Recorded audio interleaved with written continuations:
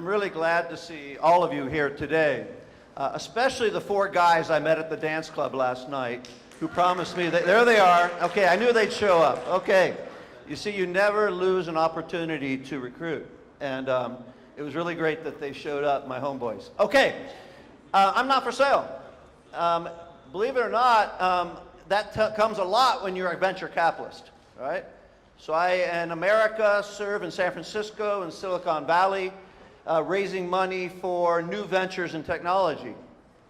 And imagine, I'm in my favorite restaurant in San Francisco, in the Bay Area, and I discover that this restaurant is the center of a human trafficking ring that brought over 500 teenagers, young girls between the ages of 14 and 19, into San Francisco out of Bangalore, India.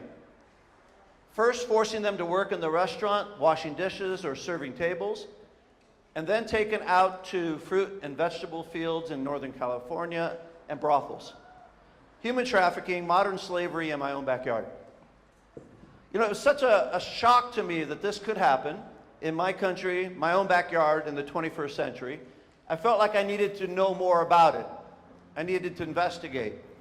And so I went around the world for a year. I took a leave of absence from my bank, and I went around the world for a year and followed the money. I went from San Francisco to Bangalore. I discovered in in Los Angeles, there was 112 women from Thailand who were locked into a factory, forced to sew clothes every day, and then would be forced to stay in the factory all night.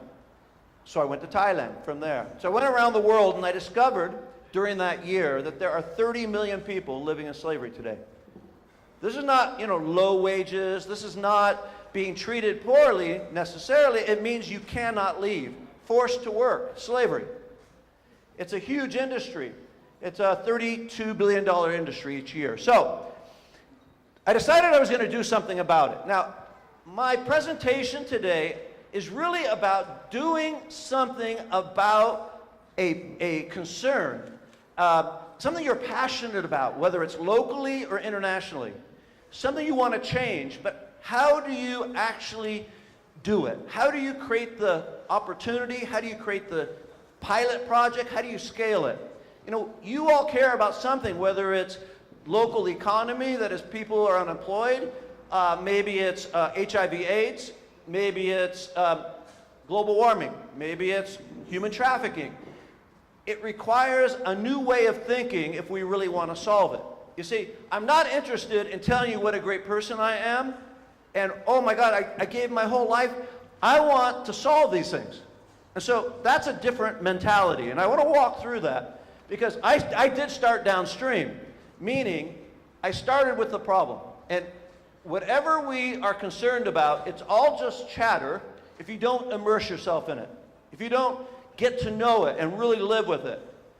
So the first activity my organization Not For Sale did was create a shelter, a place of safety, a public space that people who were at risk or had been trafficked could get away and start to rebuild their lives again. So I'll choose one country. We work almost in every continent in the world now, but I'll choose one country, and that's Peru. We started working with kids who were on the streets of Lima. Some of them, if you've seen the movie Slumdog Millionaire, they're forced to beg. Others of them were thrown into prostitution, the commercial sex industry, at a young age. So we had a shelter and immersed ourselves in helping these kids, one by one. Right? So maybe 100 kids at any one time we're working with. Now, while I'm doing that, if I'm in business, when I'm in Silicon Valley, we talk about a stage called research and development. You're learning about patterns. You're learning how things happen. Now, you usually don't use that language when you talk about a social problem or an environmental problem, but we should. Because our activity in dealing with a local problem is making us smarter. If it's not making us smarter, then we really have checked our mind off.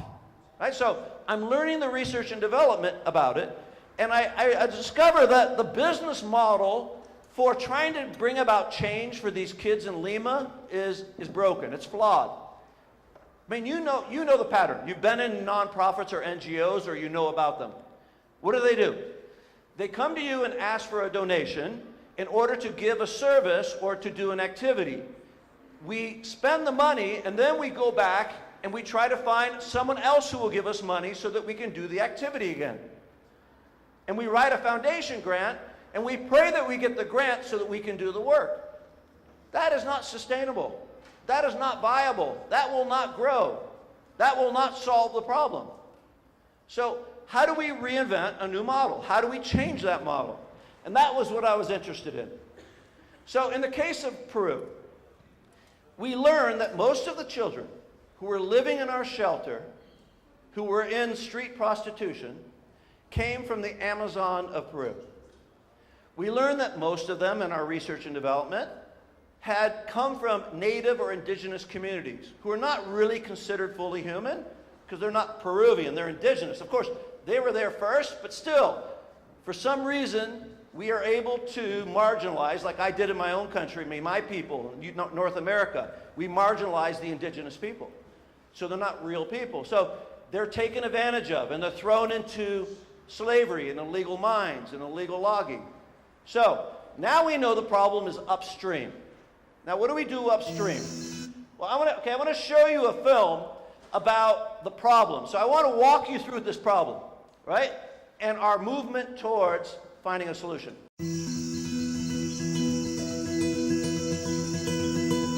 The Peruvian Amazon is one of the most ecologically wealthy places on the entire planet, and yet the people are some of the poorest in the world. There's something wrong with that picture.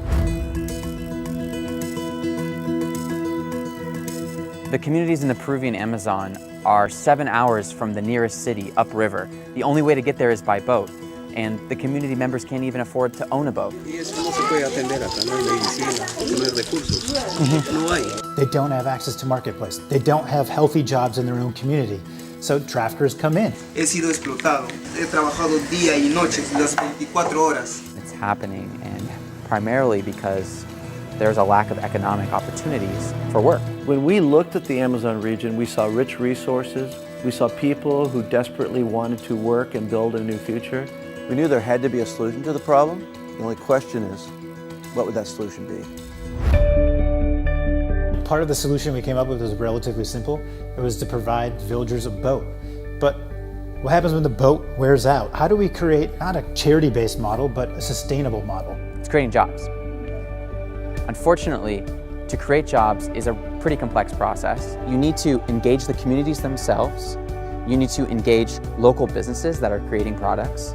You need to engage international retailers like supermarkets, and you also need to engage consumers to understand why it's important and why they should be buying these types of products. What we came up with was an incredible idea that would link all of those actors together, and what we came up with was Rebel.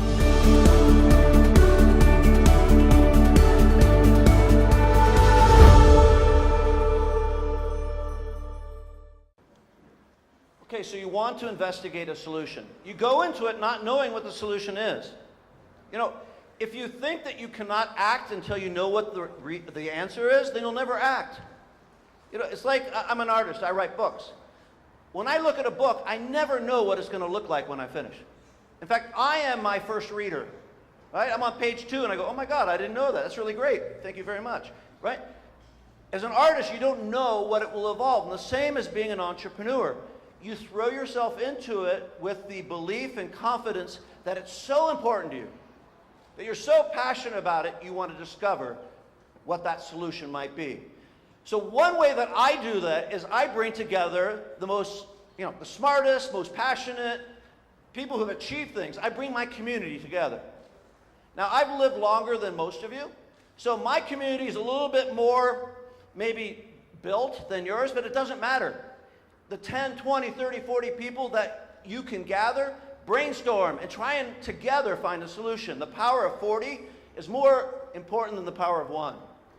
So, I was lucky. I know the founder of Twitter. I know people who are involved in venture capital. I know people who lead culture. So we gathered together, and I said, look, here's the problem in the Amazon. Help me come up with a solution. And then we had competition and shared ideas, and one group came up with this really cool idea of a boat engine with a flat pan, and the raindrops with the kinetic energy would power the boat. I thought that was pretty cool. Now, I made a really stupid promise. I told everyone among the 40 that whatever idea you come up with, on Monday morning, I will do it. It's stupid because they came up with an idea I knew nothing about. Right? They came up with an idea to create a beverage called Rebel. And this beverage was to source the rich materials of the Amazon, like herbs, maca root, mate, guaisana leaf, herbs that are super healthy for generations, which come to us now in an unfiltered way through our drinks. So let's create a drink where we bring to the European and American market a very healthy drink that's good for you, but it's good for the people who source it because they now have stable economic communities. They are not at the vulnerable place where loggers and miners can come because they have their own economic platform, right? And we'll sell it in stores through the marketing. We'll tell the story of the people of the indigenous tribe and create advocacy. And then with profits, we'll return them back to the community. It's fantastic, except for the fact I had to do it on Monday morning. Imagine I came to you today and I said, okay, on Monday, I want you to start a beverage, a health beverage here in Kosovo. What would you do? Now, if I'm an NGO, or I have a typical charity mentality, what do? I think of that social worker I met one time who always wanted to create a favorite lemonade. Right? But that's the wrong strategy. If I'm in Silicon Valley, what do? I find the best beverage maker I can find, hopefully the best beverage maker in the world, and convince that person to use his or her talent to help me. And I found that person. Now the challenge is, I have to convince that person to work with me on my idea that's just an idea. So when I go to them, do I say, you know what, you can give all your time, you can give away all your energy, and you'll feel better about yourself. He'll never come join me. So what do I have to say? You know what, I know companies like Coca-Cola, I know companies like Snapple, they want to create their own products. I will match whatever they offer you to do my drink. I'll give you equity and I'll give you pay. And he goes, okay, I like your idea and I like the fact that you're going to give me what I'm used to getting. So then, the next day I have to go to investors and I say, I have the best beverage maker in the world. He's joined my team. I need capital in order to help him create my product. So he gives me the money to create the product. So you put it together as you go along. You're with me, right? It's like you've investigated it, you brought together a team of people, you create a product, but you create it along the same way as if I was going to create a company for Unilever or Google. Because the rules don't change just because you have a good intention. The market is the market, but I don't have to follow those rules. Be a hack capitalist, be a punk capitalist, that's what I am. Right? You got to know the rules in order to know how you can bend them to the advantage of people who get left out. So Rebel started in 2011. Within 18 months, we had a drink on the market. Rebel, roots, extract, bark, berry, leaves. Be a rebel. Don't drink the same old shit everybody else drinks. Why are you drinking Coca-Cola? Who does Coca-Cola help? It doesn't even help you. Drink something that helps you and helps the world. So I stand here in 2017. Rebel is the #1 selling health beverage in America today. Amazing.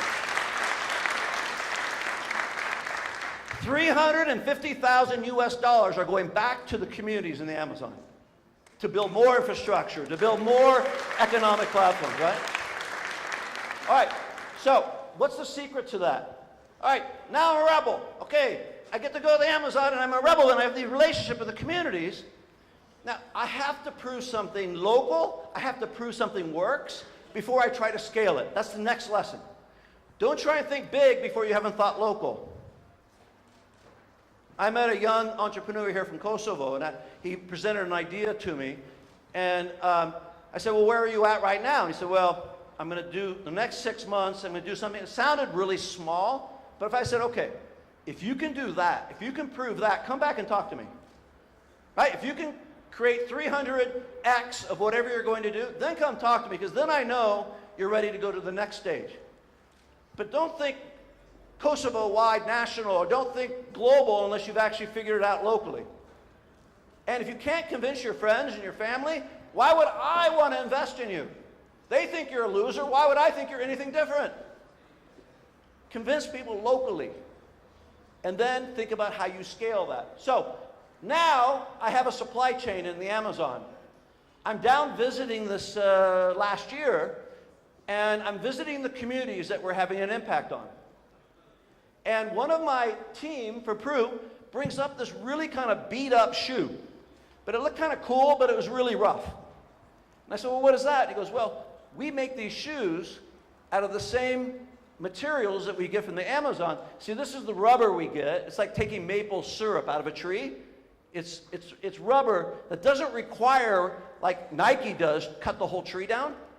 It actually takes the rubber out. It's a different kind of process and a different kind of rubber. And then the cotton that goes into it is a different kind of cotton. It grows in trees. It's not industrial cotton that grows from the ground with white. It grows in trees, different colors. It grows brown, it grows blue. And I thought, oh my gosh, this is fantastic. Let's create a shoe company. And so we begin the process of creating a shoe company. 100% organic rubber. 100% organic cotton. These things are so vegan you could eat them. All right? Now here's the thing. Why would you wear an Adidas, a Nike? Why would you wear that? Because in 3 generations, when your children or great-grandchildren are living, your shoes are going to be in some toxic dump somewhere. My shoes are biodegradable. They will go back into the earth after you wear them. My shoes empower the people who produce them. Nike shoes are made with sweatshop labor. But as consumers, why do we consistently choose products that don't benefit people on the planet? I want to change that. You see, someone says to me, well, that's such a cute idea. What are you trying to do with these shoes? I said, what do you mean a cute idea? I'm trying to take down Nike. I'm serious, right? The same with my beverage, Rebel. When I started, I go, oh, it's so sweet, herbs, people in the Amazon. They go, yeah, I'm going to take down Coca-Cola. Right? I love that idea, right? Now, in 2011, that sounded crazy, right? That sounded really crazy. But so funny today. Guess who wants to buy Rebel? Because no one's drinking. I mean, Coke is going down, down, down, down. Because what? Sugar, right? It's going to corrode your inside. It can corrode a nail. What's it doing to your stomach, for God's sakes? Be a rebel. Think differently. Buy differently, right? So this is a manuscript for moving forward in a way that designs the world in the way that we want it to be seen. Okay, now, see, I'm always testing myself. I want you to walk like a hero. And why do I want you to walk like a hero? So that my kids in the Amazon can walk like heroes.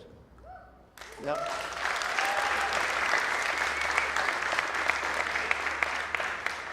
Okay. I want to walk you through this model. It's intervention. That's what you do on the ground. Immersion.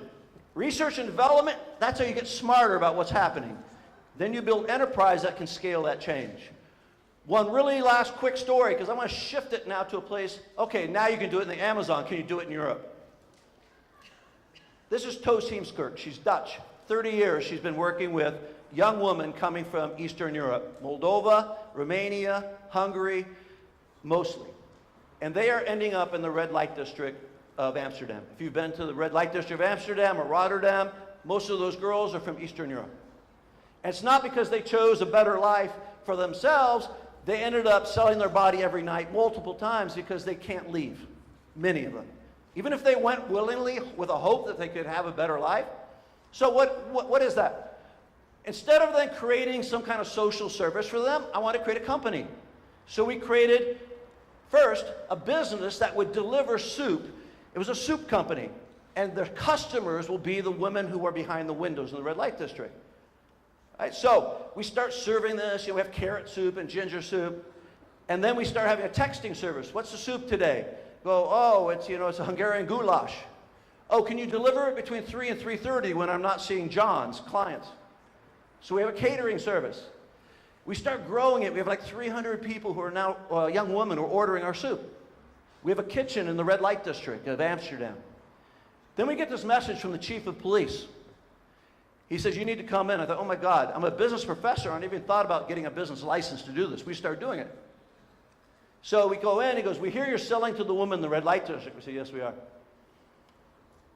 We heard it's really good soup, best in Amsterdam. Would you start serving all the precincts? Because we love your soup. So if you're going to start a company, your first core demographic should be prostitutes and cops. It's a great demographic. Right? So now we start gathering momentum, right? Again, locally, prove it locally. Prove it in your own environment. Prove it with the women who are going to be your employees one day, and hopefully employers. So we teach them, we start a culinary school. We teach them how to start cooking for us and being caterers. The largest commercial retailer in that area called Hema came to us and said, can we commercialize your soup? So now you can get it in stores. But I need more staff, so we expand our culinary school. We now have 17 new women joining our culinary school out of the red light district every week so they can be chefs and caterers. Cool, huh?